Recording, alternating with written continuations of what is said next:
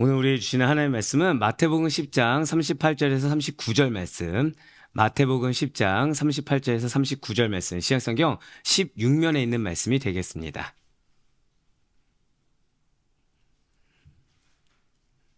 마태복음 10장 38절로 39절 말씀, 신약성경 16면에 있는 말씀이 되겠습니다.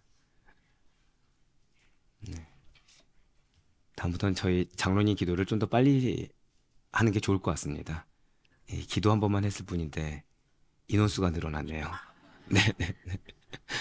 네. 마태복음 10장 38절 39절 말씀, 우리 두 절의 말씀이죠. 우리 다 같이 한 목소리 읽도록 하겠습니다. 시작. 또 자기 십자가를 지고 나를 따르지 않는 자도 내게 합당하지 아니하니라. 자기 목숨을 얻는 자는 잃을 것이요 나를 위하여 자기 목숨을 잃는 자는 얻으리라. 아멘. 할렐루야. 네, 주님께 사랑하시는 우리 모든 아데포이 교회 성도 여러분들을 주님으로 환영하고 축복합니다. 특별히 그 어느 때보다도 주님의 사랑하심과 주님의 은혜를 사모함으로 그 가운데 주님께서 나의 예배를 기쁘게 받으신다라는 믿음의 확신으로 이렇게 또 주일 예배 가운데 함께 하시는 여러분들이 얼마나 귀하고 사랑스러운지 모르겠어요. 자, 우리 옆에 있는 분한테 좀 이렇게 인사하시면 너무나도 좋을 것 같습니다. 주님께서 기뻐하십니다. 자, 한 번 더 인사하실 때, 제자된 우리와 주님이 함께 하십니다. 제자된 우리와 주님이 함께 하십니다. 자, 마지막으로, 우리 한 번 더 이렇게 인사합시다. 우리 끝까지 전해야 됩니다. 네, 그렇습니다. 자, 여러분들의 정체성은 무엇입니까? 우리는 그리스도의 제자죠. 이러한 제자는 그저 결단만 하고 멈추는 자가 결코 아닙니다. 제자는 끝까지 감당하는 자, 끝까지 사명을 감당하는 자가 제자입니다. 제자는 끝까지 복음만을, 제자는 끝까지 그 입술과 삶으로 예수 그리스도를 전하는 자가 제자입니다. 그렇습니다. 제자는 부름받은 그 순간부터, 구원받아서 소명을 받은 그 순간부터 끝까지 최선을 다해서 우선순위 두고 감당해야 된다는 거예요. 자, 이렇게 끝까지 무언가를 해나간다, 무슨 일을 끝까지 감당한다는 것은 사실 말처럼 쉬운 것은 아닙니다. 처음에는 다들 결단을 해요. 더불어서 내가 결단한 그 일을 할 만한 자격을 갖추기 위해서 노력을 합니다. 그리고 막상 그 일에 투입이 되고 그 일을 시작했을 당시만 해도 설레임과 기대로 충만하다는 거죠. 그런데 시간이 점점 흐르면서 어려움과 난관이 닥치게 됩니다. 넘지 못할 산이 보이기 시작한다는 거예요. 그리고 그 산을 오르는 것이 힘겹다, 그 산을 올라가는데 걸림돌이 많다라는 것이 막상 실제가 되면 굉장히 당황하고 좌절하게 된다는 거죠. 기대하지 않은 상황을 마주하게 되다 보면 포기하고 싶어집니다. 예측하지 못했던 상황이 닥치되면 좀 내려놓고 싶습니다. 쉬어가고 싶습니다. 내 것이 아닌 것처럼 생각하고 싶어져요. 게다가 막상 접하여서 보니까 그렇게 뿌듯한 것도 아니고 그렇게 기쁨이 가득한 것도 아니에요. 분명히 시작했을 때까지만 해도 감사가 넘쳤는데 하다 보니까 나의 희생이 더 보인다는 거죠. 현실적인 어떤 보장이 잘 되어 있는 것도 아닙니다. 내가 기대하면서 받고 싶어 했고 누리고 싶어 했던 보상이 정작 눈앞에서 보이지가 않는다는 거예요. 바로 그때 우리는 자꾸 다른 길을 찾으려고 한다는 거죠. 아, 이거 아닌가? 아, 내가 뭔가 좀 잘못 생각했나? 지금이라도 돌이켜야 되는 거 아닐까? 아, 그래, 내 여기까지인가 보다. 더는 앞으로 나아갈 수가 없어. 제가 어렵사리 이제 한 번에 박사의 면접을 통과한 건 아닙니다. 인터뷰를. 근데 정확히 3번을 제가 떨어졌어요. 박사를. 처음 떨어졌을 때는 막 아쉬움이 큽니다. 2번째 떨어졌을 때는 어떻게 됐을까요? 이제 화가 나기 시작합니다. 자, 네. 누구 탓은 아닙니다. 제가 못해서죠. 예. 제가 못해서죠. 예. 근데 3번째 떨어졌을 때는 회개가 나오는 거예요. 막 속에서부터 이제 죄를 막 끄집어내기 시작하는 거죠. 이제 왜요? 아멘이요. 아멘이요. 그러니까 어떻게든 붙고 싶은 겁니다. 어떻게든. 합격 소식을 딱 들었어요. 할렐루야를 외쳤어요. 왜냐면 공부를 정말 더 하고 싶었거든요. 공부를. 하면 할수록 너무 무지한 제가 발견되는 겁니다. 합격을 했습니다. 합격을 했는데 코로나가 딱 터진 거죠. 코로나가 딱 터진 거죠. 한 학기를 딱 하고서 동기가 그러니까 한 명이 있었습니다. 근데 그 한 분이 갑자기 안 하시는 거예요. 자, 그러면은 2명분이 해야 될 걸 혼자 다 해야 된다는 얘기죠. 감사할까요? 갑자기 그때부터 안 좋은 마음이 들까요? 처음에 시작했을 때 느꼈던 그 기쁨. 그래서 내가 그래 여기에서 무언가 정말 다 얻어가야겠다. 내가 정말 내 목회 사역에 이 교수님들 거를 그대로 다 내가 녹여서 우리 성도님들에게 먹여야겠다. 이 아멘이 나오면 이 다음 말을 제가 못하게 됩니다. 네. 이랬던 마음이 2학기에 딱 들어가서 그분이 한 학기 만에 딱 이렇게 그러니까 사역 때문에 어쩔 수 없이 내려오는 상황이었습니다. 어쩔 수 없는 상황이었어요. 딱 내려놓고서 그걸 다 오롯이 다 감당해야 되고, 목회는 또 목회대로 잘해야 된다는 사명이 있으니까 같이 감당해야 되다 보니까 이게 어느 순간 내가 이거 괜히 만용을 부렸나? 이게 내 길이 아닌가? 이거 정말 내가 이렇게 해서 내가 얻어지는 게 있을까? 사실은 이런 질문들을 왜 던지죠? 힘드니까 질문을 던지기 시작했다는 거예요. 처음에 통과했던 그 감격, 기쁨은 어디로 온데간데 없고 내가 감당하고 있는 것들만 보이기 시작합니다. 분명히 뜻이 있기 때문에 하나님께서 보내셨습니다. 그리고 거기서 배운 게 효과가 있을까요, 없을까요? 당연히 차고 넘치죠. 근데 은혜는 생각하지 않고 내가 감당하고 있는 그 알량한 노력들만 보이다 보니까 쉽사리 포기하려고 드는 어리석은 면을 봤다는 거예요. 그때마다 스승이 붙잡아 주십니다. 그때마다 스승님들이 붙잡아 주세요. 오늘 제자들이 그러합니다. 오늘 예수님의 제자들이 그래요. 그들에게도 동일한 시련이 있었습니다. 그들에게도 비슷한 어려움이 있었습니다. 예수님께서 불러주셨어요. 기쁩니다. 감격이 흘러 넘칩니다. 근데 그들에게 이제 눈앞에 놓인 것은 항상 밝은 앞날만 있는 것이 아니에요. 기쁨의 앞날만 있는 것이 아니에요. 고난이 있습니다. 어려움이 있습니다. 그렇지만 그들은 감사하게도 중도에 포기하지 않을 수가 있었어요. 끝까지 예수님께 받은 사명을 완수할 수가 있었습니다. 그 비결은 어디에 있는 것입니까? 오늘날 여러분과 저 역시도 제자라고 일컬어지고 있어요. 그런데 예수님의 제자들이 걸어간 길을 제대로 잘 따라서 걸어가는 사람들이 있는가 하면 그렇지 못하고 중도에 포기하고 중도에 타협하고 중도에 핑계대고 중도에 다른 길을 섞어서 갔다가 다시 돌아오는 분들이 계시다라는 거죠. 분명 예수님께서는 제자들에게 명령을 내리셨고 그 명령 앞에 제자들은 다른 것에 집중할 것이 아니라 오로지 하나 명령에 수행하는 데만 집중해야 하는데 그 결과가 다르다는 거예요. 누구나 결단을 합니다. 누구나 다짐을 합니다. 그러나 중간에 포기하지 않고 끝까지 인내하여 나의 손을 붙드시는 예수 그리스도, 우리의 참된 스승 되시는 예수 그리스도, 그분의 손을 끝까지 놓지 않음으로 말미암아 승리의 면류관을 획득하는 자는 드물다는 것이죠. 과연 여러분들은 어떤 분들이십니까? 낙심할 수 있어요. 어려울 수 있습니다. 걸려 넘어질 수 있어요. 하지만 그때마다 절대 고백하실게요. 나의 손을 주님이 붙드십니다. 그렇습니다. 넘어질 뻔하고 포기하고 싶은 저의 손을 교수님들이 붙잡아 주셨듯이 우리의 인생의 제자라는 그 길 가운데 주님이 여러분들의 손을 붙들고 계세요. 그 붙드는 손으로 끝까지 붙잡으로 말미암아 단 한 명의 예 없이 승리의 면류관을 제취할 수 있는 여러분과 제가 되길 간절히 소망합니다. 그래서 바로 이 시점에 2025년이 시작되고 한 달이 지난 바로 이 시점에 벌써 어느 순간 결단이 희미해졌어요.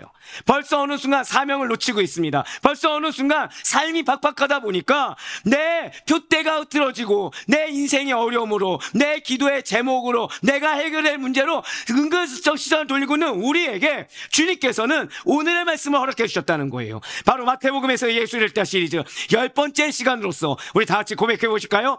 12제자에게 하신 명령.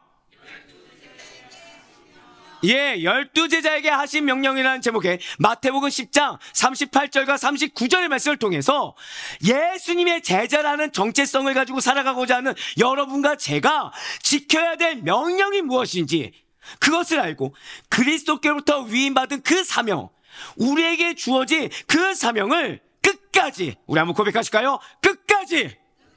예, 맞아요. 끝까지. 그런데 실족해서 마지못해 끌려가는 게 아닙니다. 당당하게, 힘차게, 자부심 있게 완수하며 나아가는 성도님들 되시기를 주님께서 원하고 계십니다. 사랑하는 성도 여러분들, 지난 주일에 우리는 어떤 말씀을 통해서 은혜 받고 그 말씀을 붙들고 한 주간을 살아갈 수가 있었습니까? 목자 없는 양이 있어요. 목자 없는 양은 고생을 합니다. 근데 그 고생 끝에 영광이 있는 것이 아니라 그 고생으로 말미암아 기진한 모습을 보일 수밖에 없어요. 감사하게도 주님께서는 그렇게 목자 없는 양을 버려두지 않으셨습니다. 불쌍히 여겨주시는 예수님의 긍휼하심과 자비하심을 통해 우리는 알 수가 있었습니다. 추수할 것이 많아요. 하지만 일꾼이 적습니다. 그래서 하나님께 나에게 믿음의 동역자들 달라고, 나에게 붙여준 그 영혼이 반드시 변화되어 믿음의 동역자가 될 것을 믿는 믿음으로 말미암아 복음 전파의 사명을 함께 감당할 사역자들을 많이 보내달라고 간구해야 된다. 그 영혼에게 반드시 사랑을 전해줘야 된다는 사실 또한 알게 되었습니다. 그리고 이제 예수님께서는 공생의 3년이 지나고 나면 지상사역을 마치고 하늘로 승천하실 것입니다. 그래서 바로 이 시점에 당신을 대신해서 복음사역을 지속할 제자들을 구별하여 불러주셨다는 거예요. 바로 마태복음 10장 1절부터 4절까지의 말씀입니다. 예수께서 그의 12제자를 부르사 더러운 귀신을 쫓아내며 모든 병과 모든 약한 것을 고치는 권능을 주시니라. 12사도의 이름은 이러하니 베드로라 하는 시몬을 비롯하여 그의 형제 안드레와 세베대의 아들 야고보와 그의 형제 요한, 빌립과 바돌로메, 도마와 세리마테, 알페오 아들 야고보와 다데오, 가나인 시몬 및 가룟 유다 곧 예수를 판자라. 아멘. 그렇습니다. 지난 9장까지 예수님의 3대 사역을 우리는 알고 있어요. 3대 사역이 무엇이었습니까? 가르치셨어요. 전파하셨습니다. 고치셨어요. 정확히 무엇을 고치셨나요? 죄라는 질병에 걸린 영혼을 고치시는 사역을 하셨습니다. 자, 그렇게 주님께서는 당신의 사역을 보여주셨어요.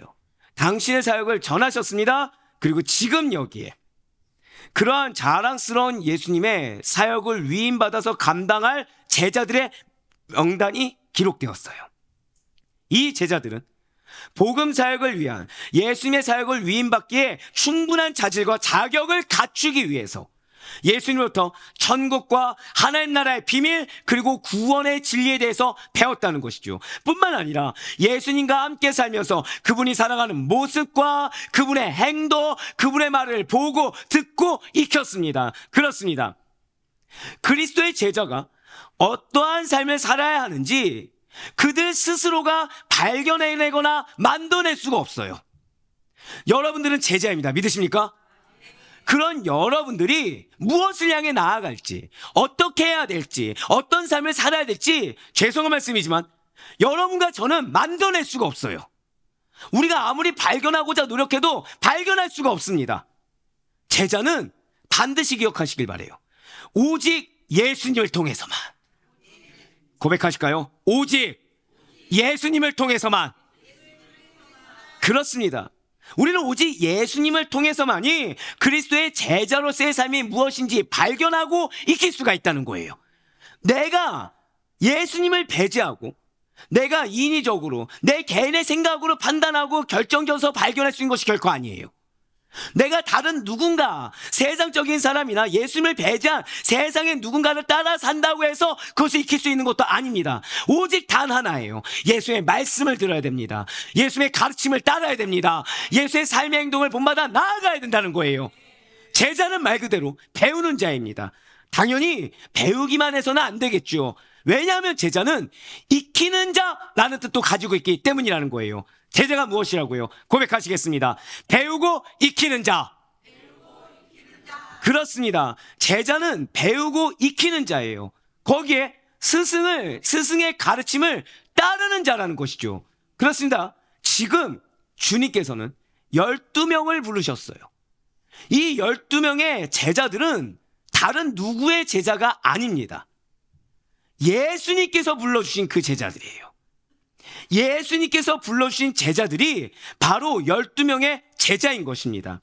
그런데 지금 마태복음 10장 2절 말씀을 좀 자세히 보시면 그냥 제자라고만 말하지 않는다는 거예요. 이 12명의 제자들을 12사도라고 다르게 부르고 있다는 것이죠. 12명의 제자들을 12사도라고 굳이 다시 명명하여 부르고 있다는 것입니다. 아니, 왜입니까? 분명히 제자면 제자인데 사도는 또 무엇입니까? 제자랑 사도는 같은 말입니까? 아니면 비슷한 말입니까? 제자와 사도는 대체 어떤 차이점이 있길래 굳이 지금 마태복음 10장 2절을 통해서 지금 사도라고 12사도라고 굳이 다시 명명하여 부르고 있는 것입니까? 자, 먼저 제자는 고백해 보시겠습니다. 배우고 익히는 자. 그렇습니다. 제자는 배우고 익히는 자예요. 그리고 스승의 가르침을 따르고 배우는 사람들을 가리키는 것이 제자입니다. 제자는 무엇을 따른다고요? 스승의 가르침을 따른다는 거예요. 스승의 가르침을 배운다는 것이죠. 즉 제자에겐 반드시 누가 존재합니까? 스승이 존재할 수밖에 없다는 거예요. 그렇습니다. 우리는 예수님의 제자들이에요. 그럼 우린 누가 스승인 것입니까? 예수님이 스승이라는 것이죠. 예수님의 가르침을 배우고 그분의 삶을 본받기 위해 따르는 사람들이 바로 예수 그리스도의 제자인 것입니다. 진실로 제자는 예수님을 따르는 사람들을 널리 포함하며 시대와 장소를 초월하여 모든 신자들을 포괄할 수가 있어요. 그리고 성경에는 이 12명의 제자들 외에도 예수님의 가르침을 따른 수많은 제자들이 존재한다는 것이죠. 네, 좋아요.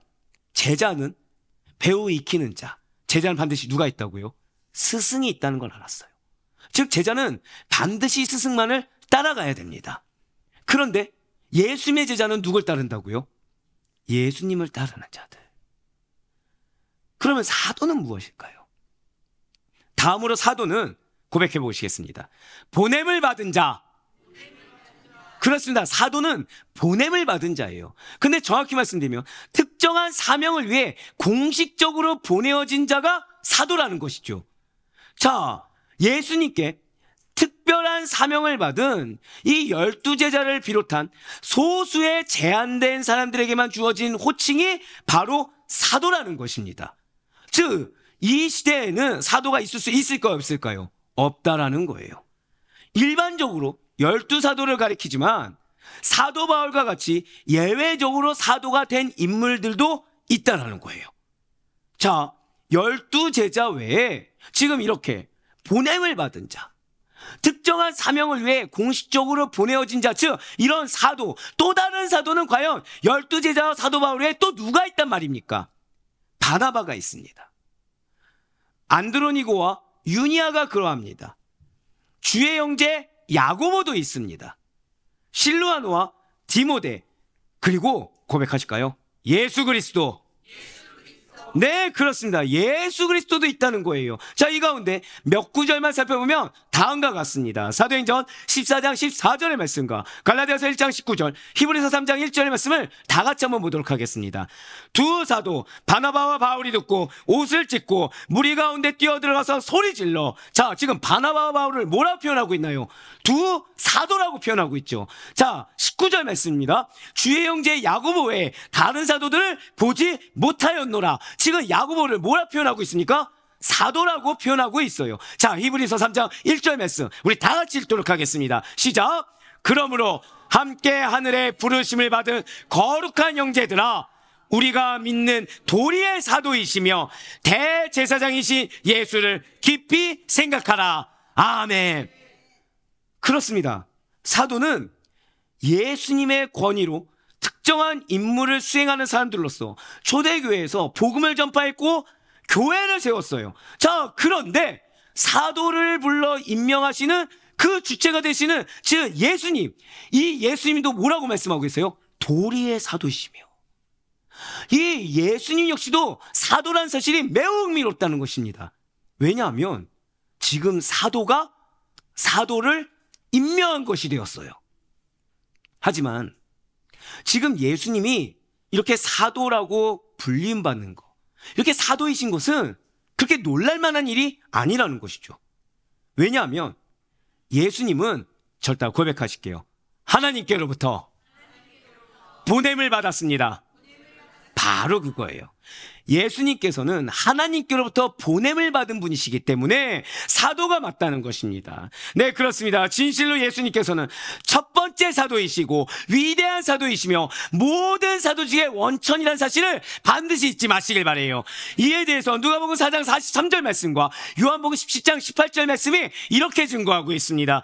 예수께서 이르시되 내가 다른 동네들에서도 하나님의 나라 복음을 전하여야 하리니 나는 이 일을 위해 보내심을 받았노라 하시고 아버지께서 나를 세상에 보내신 것 같이 나도 그들을 세상에 보내었고. 아멘. 자, 지금 예수님을 누가 보내셨습니까? 하나님이 보내셨다는 거예요. 하나님께서는 예수님으로 하여금 하나님 나라의 복음을 전하라고 세상에 보내셨고, 예수님께서는 당신이 보내심을 받은 것과 마찬가지로 12제자들을 사도로 임명하시사 복음 전파 사명을 감당하라고 세상에 보내신 것입니다. 그렇기 때문에 제자와 사도는 차이를 가지고 있어요. 이것을 요약해서 말씀드리면 제자는 예수님의 가르침을 따르고 배우는 자입니다. 자, 제자는 무엇이라고요? 예수님의 가르침을 따르고 배우는 사람입니다. 그리고 사도는 특별한 사명을 수행하기 위해 임명된, 정확히는 제자를 의미한다는 것이죠. 사도가 무엇이라고요? 특별한 사명을 수행하기 위해 임명된 제자를 의미합니다. 결국 모든 사도는 제자입니다. 하지만 모든 제자가 다 사도는 아니에요. 그렇다면 저와 여러분은 무엇일까요? 우리는 제자입니다. 우리는 사도가 아니에요. 이 시대는 제자만 있을 뿐입니다. 다만 한 가지는 기억하셔야 돼요. 나는, 고백하실까요? 나는 복음 사역을 계승하고 있습니다. 제자는 이걸 잊어서는 안 돼요. 제자가 반드시 잊지 말아야 될 것이 무엇이라고요? 복음 사역을 계승하고 있다. 즉 우리가 삶을 살아가면서 여러분들이 가정일을 보든 직장일을 보든 학교에서 공부를 하든 뭐 취업 준비를 하든 결혼을 준비하든 무엇을 하든지 간에 반드시 잊지 말아야 될 것은 복음 사역을 계승하고 있다는 사실을 잊어서는 안 돼요. 이것은 죄송하지만 일부 특정인들만 주어진 것이 아니라 모든 구원받은 자들이라고 한다면, 제자라고 한다면 삶의 근간인 것입니다. 우리의 삶의 근간이 무엇이라고요? 복음 사역입니다. 여러분들의 입술과 여러분들의 삶이 바로 이 복음 사역의 증거의 입술이요, 증거의 삶인 줄 믿으시길 바라요. 그렇습니다. 우리는 제자예요. 우린 사도가 아닙니다. 다만 복음 사역을 계승하고 있다는 점에서 사도들의 전통 위에 서 있다라고 말씀드릴 수가 있다는 것이죠. 바로 우리가 지금 살펴보고 있는 마태복음 10장에서 예수님께서 바로 이러한 12제자를 부르셨다는 거예요. 그리고 그들을 준비시킨 다음에 한번 고백하실까요? 사도로서 파송시키셨습니다. 바로 그거예요. 즉 특정한 임무를 위해서, 특별한 사명을 수행하기 위해서 그들을 사도로 임명해서 보내셨다는 것이죠. 가르쳐 주신 교훈을 기록한 것입니다. 그렇다면 예수님께서는 이 12사도에게 어떤 특정한 사명을 위해 무슨 일을 맡기시려고 불러주신 것입니까? 수많은 인생들이 목적 없는 양처럼 살고 있습니다. 목적 없이 헤매이면서 방황하고 있더라는 거예요. 성도 여러분들, 반드시 잊지 마시길 바라요. 제자는 목적이 뚜렷한 자입니다. 사명은 목적이 뚜렷해요. 목적 없는 사명이란 존재하지 않습니다. 여러분들에게 혹시 여러분들의 마음을 어렵게 하는 영혼들이 있습니까? 여러분들의 마음을 힘들게 하는 상황이 있습니까? 오히려 감사하시길 바라요. 그것이 우리의 목적이 되는 것입니다. 그 영혼을 변화시키라고, 그 상황을 믿음으로 변화시키라고 나에게 주어진 나의 사명이 된다라는 거예요. 그렇지만 목적 없는 양처럼 방황하는 자들은 목적 없이 헤매일 수밖에 없다는 거죠. 그래서 결국 기진할 수밖에 없다는 것입니다. 예수님께서는 그러한 영혼들을 불쌍히 여기셨어요. 긍휼히 여기셨습니다. 그래서 이렇게 목자를 잃어버린 양들을 추수한 일꾼으로서 제자들을 불러주신 것입니다. 이에 12제자들은 예수님으로부터 이 사역에 필요한 훈련을 받으면서 사명을 감당할 준비를 해왔습니다. 그리고 이제는 본격적인 그 추수의 사명을 감당하기 위해 세상으로 파송받아야 된다는 것이죠. 마태복음 10장 5절과 6절 말씀 보도록 하시겠습니다. 예수께서 이 12를 내보내시며 명하여 이르시되 이방인의 길로도 가지 말고 사마리아인의 고을에도 들어가지 말고 오히려 이스라엘 집에 잃어버린 양에게로 가라. 아멘. 지금 예수님께서는 12 사도들에게 전도의 대상에 대해서 알려주고 계세요. 자, 무엇을 알려주셨다고요? 고백하시겠습니다. 사명에는 대상이 있습니다. 잊어서는 안 됩니다. 앞서 말씀드렸지만 저는 공부를 교수님들의 도움을 인해서 끝까지 완수할 수 있었어요. 자, 완수를 왜 했을까요? 그냥 지식으로 알고 있으라고? 아니죠. 사명이 있기 때문이죠. 사명이 있기 때문이죠. 배운 걸 어떻게 해야 될까요? 그쵸, 적용해야 되죠. 누구에게 적용해야 되는 것입니까? 선교적 사명을 가지고 그 대상이 되는 영혼들에게 전해야 되겠죠. 가르쳐야 되겠죠. 지키게 행하게 해야 되겠죠. 바로 그겁니다. 목적과 대상이 뚜렷하다는 거예요. 지금 예수님께서 마찬가지십니다. 12 사도들에게 전도의 대상에 대해서 알려주고 계세요. 분명 천국 복음은 모든 족속으로 확대될 것입니다. 하지만 가장 우선적으로 목자가 없어 유리하고 방황하는 잃어버린 양에게 가야만 해요. 이들이 누구였습니까? 바로 선민 이스라엘 백성들이라는 거죠. 진실로 예수님께서는 이 이스라엘을 구원하러 이 땅에 오신 목자이십니다. 물론 예수님께서는 그 이스라엘 백성들이 자신을 구원하러 오신 예수님 당신을 몰라보고, 아니 인정하지 않아서 핍박하고 못 박아 죽일 것을 알고 계십니다. 그렇습니다.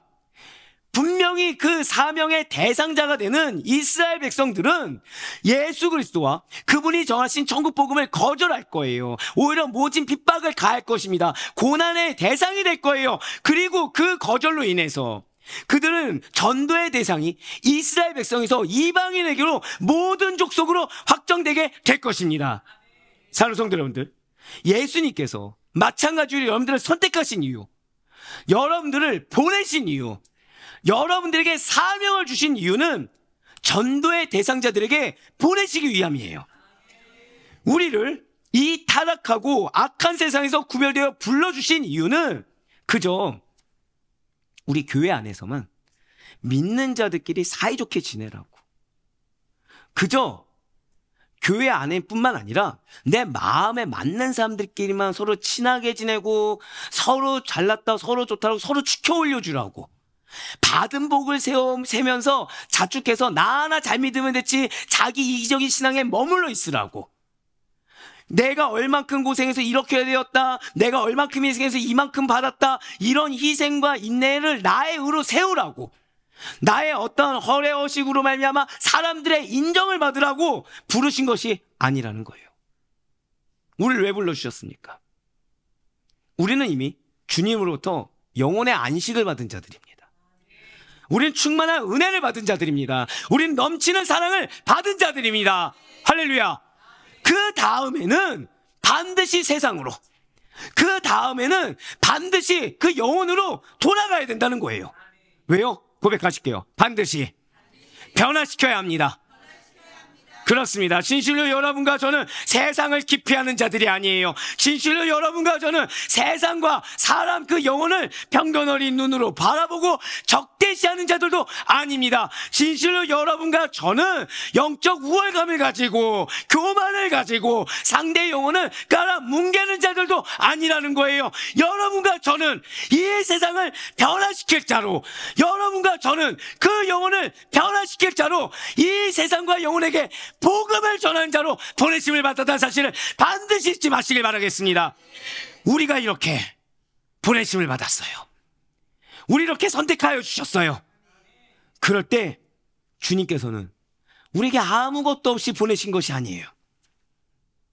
우리에게 그냥 무책임하게 보내신 것이 아니에요. 여러분과 저를 세상에 보내실 때 우리에게 주님께서는 두 가지를 수여해 주셨습니다. 그 첫 번째는 주님이 세상에 전하라고 한 메시지, 바로 무엇일까요? 절대 고백하실게요. 복음을 수여받았습니다. 그렇습니다. 여러분과 저에게 주님께서 수여해 주신 것은 복음이에요. 우리의 입술이 복음의 입술인 것입니다.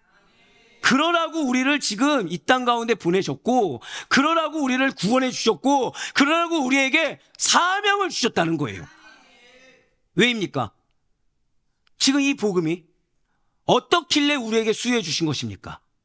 이 복음은 세상에서 가장 가치 있는 것입니다.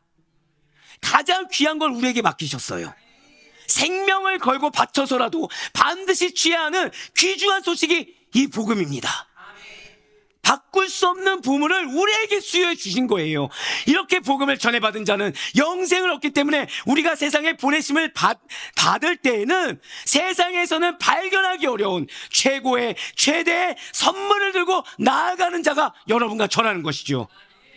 그렇기 때문에 우리가 들고 가는 이 귀한 메시지, 세상에서 가장 가치 있는 이 복음을 전하는 사역에는 절대 고백하실게요. 긍지를 가져야 합니다. 떳떳하셔야 돼요. 긍지를 가져야 됩니다.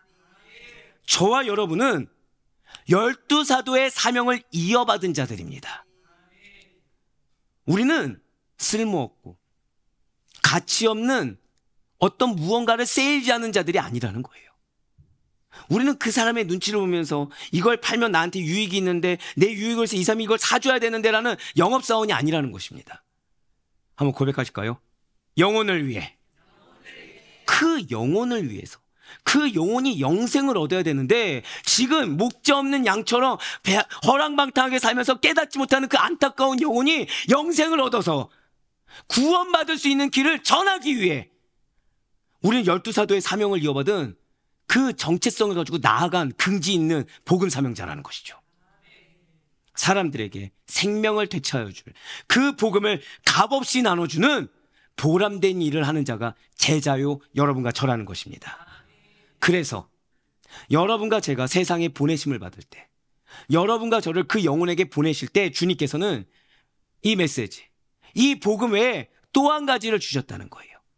그것은 다름 아닌, 절대 고백하실게요. 권위를 수여받았습니다. 그렇습니다. 우리는 권위를 수여받았어요. 이 복음을 전하는 자의 권위는 누구로부터 온 것입니까? 예수님께로부터 우린 받았어요. 진실로 우리는 그 예수님의 권위를 위임받아 세상으로, 그 영혼으로 가는 것입니다. 맞습니다.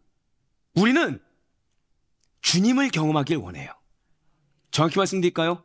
우린 주님의 은혜를 경험하길 원하고, 주의 놀라운 역사를 경험하길 원하고, 주의 능력을 경험하길 원합니다. 우리는 주님의 권위가 무엇인지, 그 권능과 권세가 무엇인지 정말 경험하길 원해요. 우리가 기도할 때 기도하지 않습니까? 내 입술에 권세를 더하여 주시옵소서. 그런데 여러분들의 삶을 보세요. 은혜가 충만하십니까? 능력이 충만하십니까? 권위와 권세가 충만하십니까? 영광이 가득하십니까? 왜일까요? 분명히 예수님께서 당신의 사역을 위임해 주셨는데, 거기에 당신의 권위를 수여해 주셨는데 왜 그런 것일까요? 무엇을 위해 수여하셨죠? 고백하실게요. 복음 전파 사명. 거기에 능력이 있는 거예요. 거기에 은혜가 있는 거고 거기에 권위와 권세가 있는 것입니다. 거기에 영광이 있는 거예요. 우리가 그걸 경험하지 못한 이유, 죄송하지만 변질했기 때문입니다. 나는 말로는 이 영혼이 구원받았으면 좋겠다고 하지만 사실 이 영혼의 영생보다 이 영혼이 내가 생각한 딱 이 프레임대로 움직여주길 바라거든요. 내가 생각한 이 변화, 이렇게 좀 바뀌었으면 좋겠다. 이 바뀌는 내가 생각하는 이 사람의 이상향대로 내가 지금 구하고 있거든요. 이 영혼의 구원을 위해서라면 다른 것이 필요 없다. 이것이 우리에게 가자. 이 영혼의 구원이 있다고 한다면 다른 무엇이 필요하지 않다. 나 하나 없어도 된다. 이런 마음이 아니라 어느 정도 보상받기를 원하는 겁니다. 내가 이만큼 노력했으니까, 내가 이만큼 인내하고 희생했으니까 내가 이만큼은 받을 수 있겠지. 즉 나의 유익이 내 내면 가운데 잠식되어 있다는 거예요. 이 유익을 또 왜 가지려고 하죠? 사랑하는 성도 여러분들, 제자는 고난을 받습니다. 밤에 안 나오시죠? 좀 더 심각한 얘기 드릴까요? 우리의 고난은 예수님과 동일한 고난입니다. 근데 나는 그 고난을 예수님과 동일한 고난으로 생각한 적이 없어요. 내가 받아들일 수 있을 정도의 고난, 정확히는 인정할 수 있을 만큼의 고난, 그 이상이 다가오면 거부하고 싶은 거죠. 그 이상이 다가오면 피하고 싶은 겁니다. 분명히 성경은 제자는 고난이 있고 그 이후에 영광이 있는데 그 고난 어떤 고난이라고요? 예수님과 동일한 고난이라고 이미 말씀하셨는데 어느 순간 초심은 사라지고 어느 순간 첫사랑은 사라지고 예수님과 동일한 고난은커녕 나는 지금 고난받으면 안 되는 존재로 내가 만들어버렸거든요. 그러니 무슨 권위가 있겠습니까? 그러니 무슨 은혜가 있겠습니까? 그러니 무슨 축복이 있겠습니까? 무슨 능력을 경험하겠습니까? 지금 영혼 구원을 위해서 보냄을 받았는데 이거는커녕 누구를 위해 보냄받은 자처럼 생활해요? 나를 위해 보냄받은 자처럼 생활하는데, 나는 아무것도 없는 존재란 고백이 나와야 되는데 나는 아무것도 없는 존재가 아니라 계속 내 의만 지금 쌓여가고 있거든요. 아니에요. 우리는 이런 권위를 남용하는 자가 아닙니다. 어떠한 우월의식을 가지고 차별 대우하듯이 대하라고 권위를 주신 것이 아닙니다. 대신에 복음을 전하는 자들의 여러분과 저의 태도와 발걸음은 사람 눈치 보는 것이 아니에요. 언제나 하나님 앞에서 당당해야 된다는 것이죠. 왜냐하면 우리는 세상이나 사람들에게 못할 짓을 하거나 위협을 가하기 위해 가는 것이 결코 아닙니다. 그들에게 생명을 되찾아주기 위해서 한 번 더 고백하실게요. 나에게 권위를 주셨습니다. 그렇습니다. 예수님의 권위를 가지고 우리는 나아가는 거라는 거예요. 그러니 우리의 왕 대신 예수 그리스도의 권위를 가지고 세상에게, 그 영혼에게 복음을 전하는 정당한 일을 수행함에 있어서 결코 당당함을 잃지 않을 수 있는 여러분과 제가 되길 간절히 소망합니다. 맞아요. 이렇게 복음을 들고 세상에 나가면, 영혼에게 나가면 전하는 여러분과 저에게 어떠한 반대와 핍박이 기다리고 있는 것입니까? 예수님의 사역을 위임받아 나아가는 그의 12제자들, 예수님의 12명의 사도들에게 무엇이 기다리고 있는 것입니까? 앞서 말씀드린 대로 예수님께서 당하신 고난을 동일하게 받게 된다는 거예요. 그래서 예수님께서는 제자들에게 세상에 복음을 전하라, 저 목자 없는 양에게 예수 그리스도를 증거하라 라고 하시면서 그 제자들, 12사도들이 당면하게 될 고난을 어떻게 이겨내고 어떻게 맞서야 하는지를 알려주셨습니다. 그 첫 번째는 고백하실게요. 뱀같이 지혜롭고 비둘기같이 순결해야 한다. 그렇습니다. 마태복음 10장 16절의 말씀을 보시길 바랍니다. 보라, 내가 너희를 보냄이 양을 이리 가운데로 보낸과 같도다. 그러므로 너희는 뱀같이 지혜롭고 비둘기같이 순결하라. 아멘. 우리가 흔히 힘든 상황 되면 뭐라고 얘기하죠? 죽을 것 같다라고 얘기합니다. 자, 지금 예수님이 12사도를 보냄이 어디로 보낸 것 같다고요? 양을 이리 가운데. 자, 양을 이리 가운데 보내면 양이 죽습니까? 안 죽습니까? 죽을 수밖에 없겠죠. 즉, 죽을 것 같은 환경이 당연합니다. 죄송하지만. 그런데 죽는 것이 당연한 것이 아니라 그렇기 때문에 너희는 어떻게 하라고요? 뱀같이 지혜롭고. 여기서 말하는 지혜는 세상에서 말하는 지식과는 구별됩니다. 전도를 방해하는 세력들과 맞서서 이기기 위해 전도의 방법, 전도의 기술, 전도의 경험보다 우선되어야 하는 것은 위기를 반드시 기회로 만드시는 예수님의 탁월하고도 신령한 지혜라는 것이죠. 즉 예수님의 지혜라는 것입니다. 그리고 순결은 어디로부터 나올 수가 있겠습니까? 세상이요? 사람이요? 아니요. 유일하게 죄가 없으신 예수로부터 나올 수 있는 것이 순결입니다. 그렇기 때문에 진실로 성도는 순결을 위해 부르심을 받은 자들로서, 거룩을 위해 부르심을 받은 자들로서 불의와 악에 물들지 않은 이 순결함은 오직 예수님께로부터만 배울 수가 있는 것입니다. 예수님과 같이 세상과 타협하지 않는 자들만이, 예수님과 같이 끝까지 하나님의 말씀에 매인 자들만이 신앙의 순수성과 성결을 지킬 수가 있다는 거예요. 진실로 여러분과 저는 그렇기 때문에 우리에게 맡겨진 그 사명에 있는 그 사역지에서, 우리에게 맡겨진 이 세상 가운데서 반드시 죽음의 위기에서 승리의 면류관을 쟁취하기 위해서 예수님의 지혜를 배울 수 있는 성경을 의뢰하고 그분의 성결한 삶을 따라 살아가고로 말미암아 이 악한 세상에서 승리하고 고난도 넉넉하게 이겨낼 수 있음을 반드시 믿으시길 바랍니다.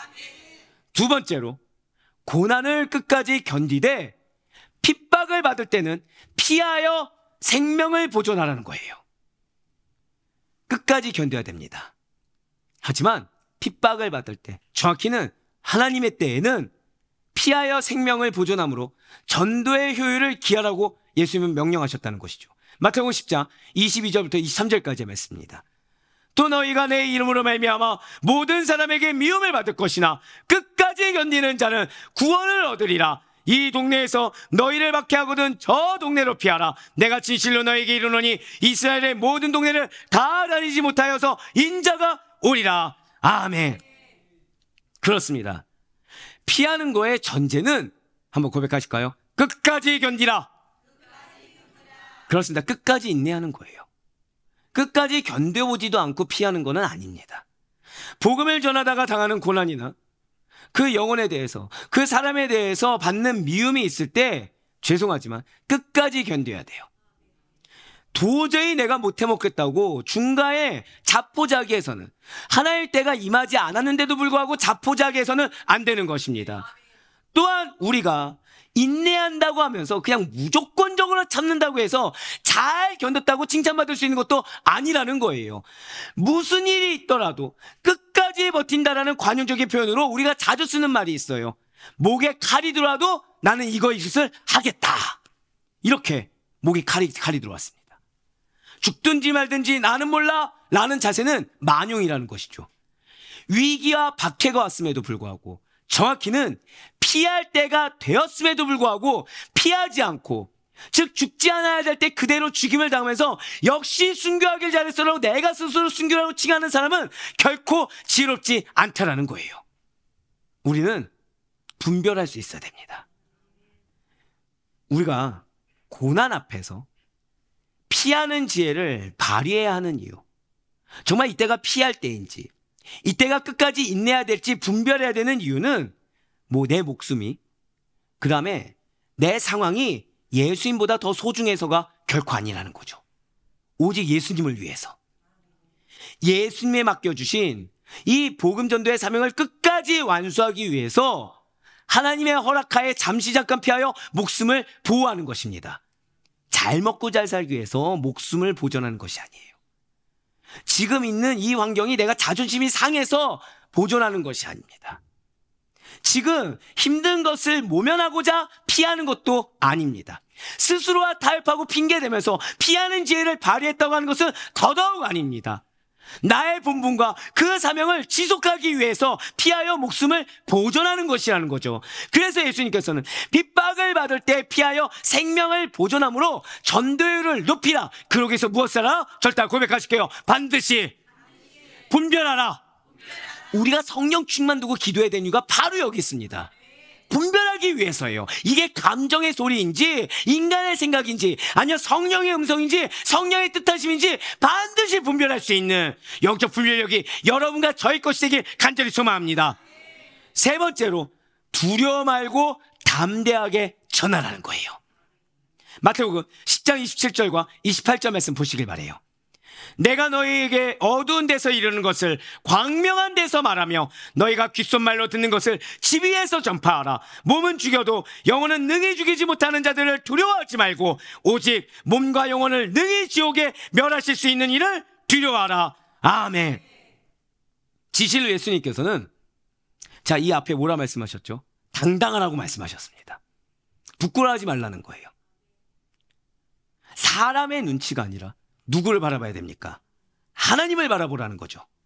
복음 전도자를 핍박하는 사람, 세상, 악한 권세, 사탄들은 그저 몸에 고통을 주는데 그치기 때문에, 맞아요, 고통이 없는 게 아닙니다. 고난이 없는 게 아니에요. 힘들겠죠. 어렵겠죠. 하지만 거기까지 하는 거예요. 우리의 영혼에 위해를 가할 수가 없습니다. 우리의 영혼에 단 1터럭도 흠집 쫓아낼 수가 없습니다. 그렇기 때문에 두려워할 필요가 없다는 거예요. 오히려 내가 나를 위해 살면 그것이 내 영혼을 오히려 위해를 가는 안타까운 행동이 돼버린다는 거죠.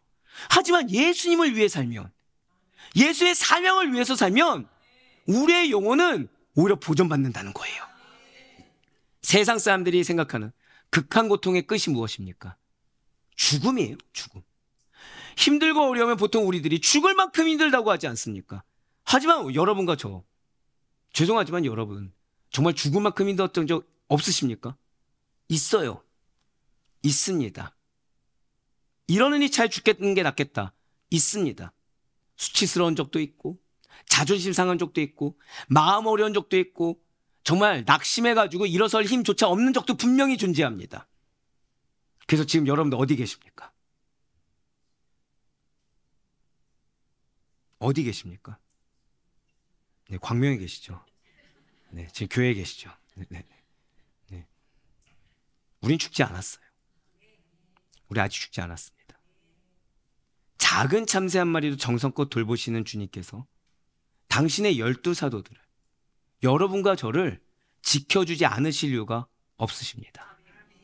그렇기 때문에 사람에 따른 두려움, 상황에 따른 두려움에 휩싸일 것이 아니라 그러할수록 더더욱 담대하게 고백하실게요. 사명에 집중하라. 그 필요성이 있다는 거예요.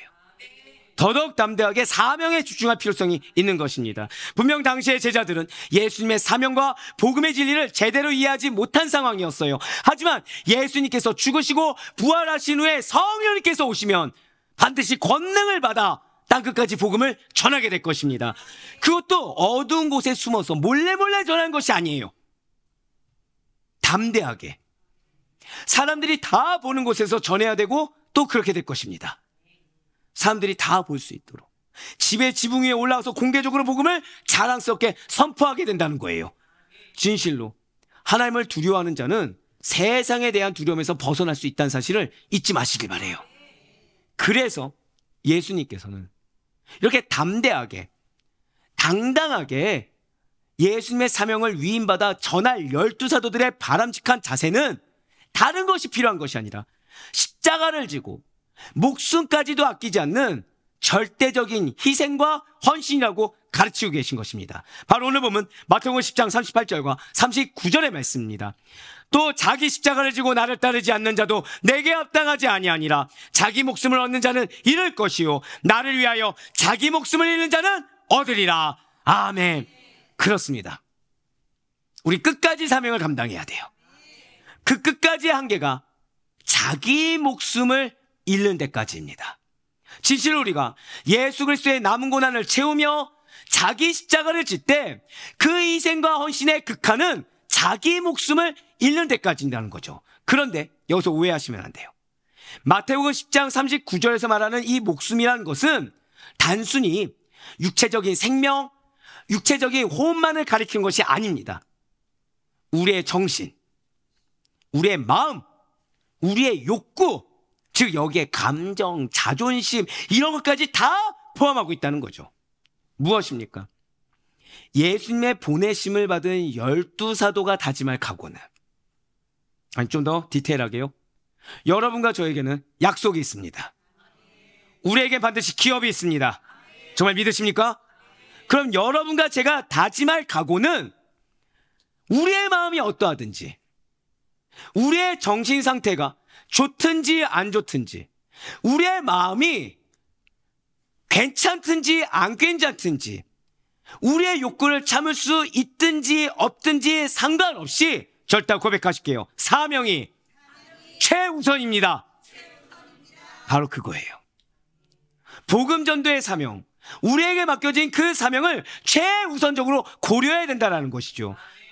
만약에 12사도들이 그들의 마음과 생각을 들이지 못하고, 자존심을 꺾지 못하고, 내 계획을 꺾지 못하고, 감정을 내려놓지 못하고, 내 판단을 내려놓지 못하고, 욕구를 잠재울 수 없으면서 주님 나는 생명을 드립니다, 주님 나는 당신 위해서 못 바치겠습니다, 난 당신을 사랑합니다 라고 말을 한다면 이것은 앞뒤가 맞지 않는 모순된 허황된 꽹과리 같은 울림소리밖에 안 된다는 거예요.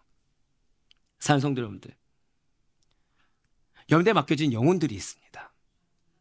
여러분들이 변화하길 원하는 공동체가 있습니다. 누군가는 가정이 변화되길 원하고, 누군가는 직장인이 변화되길 원하고, 누군가는 사업장이 변화되길 원하고, 누군가는 교회가 변화되길 원할 수 있겠죠. 누군가는 이 영혼이 내 가족이 될 수도 있고, 내 지인이 될 수도 있고, 내 형제가 될 수도 있겠죠. 그 누가 되었든지 간에 그 변화를 위해서, 구원을 위해서 여러분들의 욕구를 포기하실 수 있으십니까? 정말 그 영혼의 구원을 위해서, 정말 그 공동체의 변화를 위해서 여러분들의 마음, 여러분들의 생각, 여러분들의 자존심, 여러분들의 기대 다 내려놓을 수 있습니까? 반드시 잊지 마시길 바라요. 내 생각과 맞지 않는다고 해도, 내 감정의 소욕과 다르다고 해도, 내 판단과 계획과 기대와 다르다고 해도 전해야 됩니다. 마음이 편치 않거나 내키지 않을 때도 사명을 감당하셔야 됩니다. 내가 우선적으로 지금 당장 해결해야 되는 그 욕구가 일어난다고 하더라도, 나는 이 급박한 상황 가운데 이거 지금 해결 안 하면 큰일 나기 때문에 했다고 하더라도, 결국 그 욕구를 이기지 못했다고 하더라도 그것보다도 영혼이 우선입니다. 이를 현실의 삶에 우리가 적용해 본다면, 주님의 보내심을 받은 자들은 이 세상에서 나의 생각과 나의 마음과 맞지 않는 사람이라고 하더라도 복음을 전해서 그 영혼을 변화시키는데 최우선을 둬야 된다는 거예요. 물론 내 마음이 불편한 상태에서는, 내 감정이 상한 상태에서는 전도할 영혼이 보이는 것이 아니라 내 마음이, 내 감정이 회복되는 것이 제일 중요시 되겠지요. 하지만 설령 내 마음이 내키지 않는다고 하더라도 누가 나를 보내셨습니까? 주님께서 나를 보내셨어요. 이 마음이 어려울 걸 알고 보내셨습니다. 내가 고난을 당할 걸 알고 보내셨어요. 왜요? 절대 고백하실게요. 주님께서 나를 신뢰하십니다. 우리를 믿고 보내셨어요. 그 마음이 있다고 하더라도 부인하고 이겨낼 것을, 그 감정이 있다고 하더라도 내려놓고 이겨낼 것을, 그 상황이 있다고 하더라도 십자가를 지고 감당할 것을 믿고 여러분들을 보내셨어요. 불의하신 영혼과 그 영혼의 상태를 반드시 먼저 돌볼 수 있어야 돼요. 주님을 배신해서는 안 됩니다. 주님, 그런데 저 딱 이것만 먼저 하고 주의 일 하겠습니다. 이거 지금 안 하면 정말 큰일 납니다. 주님, 지금은 안 됩니다. 제가 지금 누굴 책임질 상황이 아닙니다. 이 형편 나아지면 제가 주님께 받은 은혜, 그 사랑비 얼마든지 갚겠습니다. 주님, 제가 정말 여기서 하나 더 하면 저 정말 죽을 만큼 바쁩니다. 저 진짜 이거 하나 더 하면 못 버팁니다. 나중에 꼭 하겠습니다. 이렇게 합당한 이유와 항변할 만한 근거가 있다고 하더라도 결국에 주님 보시기에 내 필요, 내 욕구를 먼저 해결하고 나중에 주님 사역에 임하겠다는 생각조차 해서는 안 돼요. 기억하셔야 돼요. 주님이 다 버리고 나를 따르라고 했을 때 따른 자는 12사도가 되었고 따르지 않는 자는 이름도 기록되지 못했습니다. 자신의 마음과 생각, 욕구, 감정까지 주님께 드릴 수 있는 자들이야말로 목숨도 아끼지 않는 단계의 성숙도를 보일 수 있다는 사실을 잊지 마시길 바라요. 그리고 주님께서는 그렇게 우리가 순종하여 쓰임받을 것을 믿고 절대 고백하실까요? 나를 믿으십니다. 맞습니다. 여러분들을 믿고 부르셨다는 사실을 절대 놓치지 마시길 바라요. 이제 말씀을 읽겠습니다. 오늘 예수님께서는 12제자를 부르시고 이들에게 복음 전도의 사명을 부여하시며 특별히 그 특별한 임무로 인해 사도로 삼아주셨습니다. 그리고 12사도들은 이렇게 예수님의 지상사역을 그대로 위임받아 복음을 전파하는 임무를, 죄라는 질병에 걸린 영혼을 치유하는 사역을 수행하게 됩니다. 이러한 사명을 감당할 때 반드시 뒤따라오는 것은 고난이에요. 그것도 예수님과 동일한 고난을 받게 됩니다. 그 가운데 제자들은 그 동일한 고난을 이겨내기 위해서 주님께서 주신 지혜와 주님께서 몸소 보여주신 성결된 삶을 배우고 익혀야만 됩니다. 그리고 분별해야 돼요. 그리고 담대하게 당당하게 복음을 들고 세상으로 나아가야 하는 것입니다. 이때 주님께서 당신의 제자들에게 그 사명을 위해 십자가를 지고 따르라 라는 그 희생과 헌신의 정도가 어디까지였습니까? 절대 고백하실게요. 끝까지. 바로 그거예요. 끝까지 나의 몸, 나의 마음, 나의 생각, 나의 감정, 나의 욕구까지도 버릴 수 있는 단계라는 것이죠. 사울의 아데포의 성도 여러분들, 아무것도 아닌 우리를 구원하신 이가 예수 그리스도이십니다. 아무것도 아닌, 아무 능력도 없는 여러분과 저를 사용하시는 이, 부르신 이가 예수 그리스도이십니다. 그리고 주님께서는 그런 여러분과 저를 그냥 부르신 것이 아니라 한 번 더 고백하실게요. 당신의 권위를 부여하셨습니다. 그걸 잊지 마시길 바라요. 그렇습니다. 주님은 여러분들에게 약속의 말씀을 주셨어요. 주님은 여러분들에게 약속의 말씀을 주시고 계속해서 연약한 우리에게 말씀으로 독려하고 힘주시고 위로하시고 권면하고 계십니다. 그런데 여전히 연약한 우리들에게 너무 안타까워하시사 능력이 있는데도 능력을 경험하지 못한 우리, 권위가 있는데 권위를 경험하지 못한 우리, 안타까워하셔서 오늘 말씀을 주신 거예요. 이렇게 부여받은 권위를 가지고 최고의 최대의 가치 있는 선물인 복음을 당당하게 선포하고 증거할 수 있는 여러분과 저의 삶이 되길 바라요. 정말 능력을 경험하시길 바랍니다. 예수님의 권위를 경험하시길 바라요. 세상에 보낼 받는 우리들에게 고난, 내가 감당할 수 없는 고난 당연히 있겠죠. 어떻게 우리가 예수님과 동일한 고난을 감당할 수가 있겠습니까? 이겨내기 어려운 것처럼 보이는 것이 맞겠죠. 근데 잊지 마셔야 돼요. 주님이 함께 하십니다. 여러분들의 손을 붙잡고 계속해서 포기하려는 여러분들을, 멈추려는 여러분들을, 나중에 하려는 여러분들을 마치 교수님이 저를 붙잡아 끌으셨던 것처럼 그보다 더 강한 손길로 이끌고 계십니다. 반드시 승리의 면류관이라는 이 땅 가운데 영광의 졸업장을 취하라고 지금 이 순간도 끌고 계세요. 그냥 끄시는 것도 아니죠. 권위를 주시면서, 가르침을 주시면서, 지혜를 주시고 본을 보여주시면서 이끌고 계십니다. 너무나도 감사하게도 우리들이 전하는 복음을 받아들이고 환대를 하는 자들, 한번 마지막 고백하실까요? 나에게는 변화될 영혼이 반드시 있습니다. 그냥 변화도 아니죠. 환대를 하는 자들이 있다는 거예요. 할렐루야. 그럼 우리들은 예수님을 대신하여 영원한 생명으로의 인도함을 받을 영혼이 맡겨졌다는 영적 책무를 잊지 않을 수 있길 간절히 소망합니다. 누군가는 여러분들의 이 시간의 결단과 순종으로 인해 반드시 변화될 것입니다.